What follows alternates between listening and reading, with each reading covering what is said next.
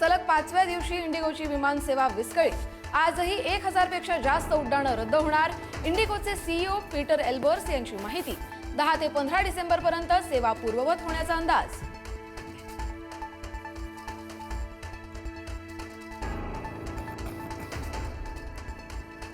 इंडिगोची विमानसेवा पूर्ववत करण्यासाठी सरकारचे युद्ध पातळीवर प्रयत्न सुरू। केंद्रीय राज्यमंत्री मुरलीधर मोहोळ यांची माहिती।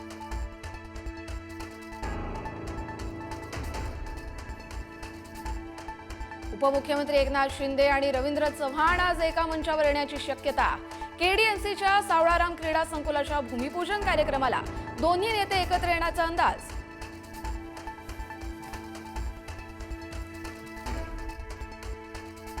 रवींद्र चव्हाण आणि एकनाथ शिंदेमधील वादावर पडदा। शिंदे फडणवीसांसोबत चर्चा झाली, अधिक विषय वाढवू नये असं ठरलं।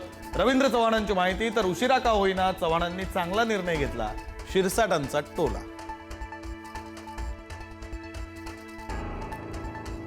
भाजपच्या जाहीरनामा समितीची आज बैठक। अमित साटम, आशिष शेलार आणि भाजपचे मुंबईतले प्रमुख नेते उपस्थित राहणार।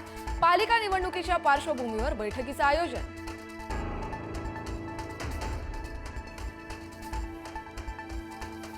परळीतील भाजप आणि ठाकरेंच्या शिवसेनेमध्ये जोरदार राडा। सेंट रेजिस हॉटेलमध्ये कामगार युनियनवरून वाद। शिवसैनिकांकडून घोषणाबाजी। भाजपचा फलक तोडला तर हॉटेलमध्ये राडा करणे योग्य नाही, मुख्यमंत्र्यांची प्रतिक्रिया। तपोवनातील झाडं तोडून होणाऱ्या प्रदर्शन केंद्राच्या निविदा प्रक्रियेला अखेर स्थगिती। मंत्री गिरीश महाजन यांची माहिती। पर्यावरण प्रेमींच्या विरोधानंतर मोठा निर्णय।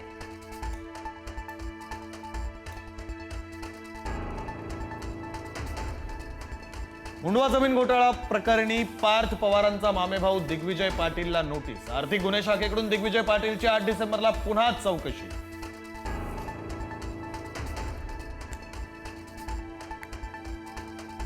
भारतरत्न डॉक्टर बाबासाहेब आंबेडकर यांचा आज महापरिनिर्वाण दिन। महामानवाला अभिवादन करण्यासाठी चैत्यभूमीवर लाखो अनुयायी दाखल।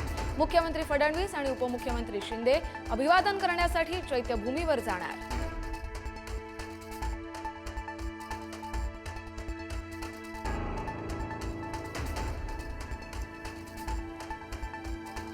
मध्य रेल्वेवरील उद्याचा मेगा ब्लॉक रद्द। महापरिनिर्वाण दिनानिमित्त आंबेडकरी अनुयायींची गैरसोय होऊ नये म्हणून रेल्वे प्रशासनाचा निर्णय।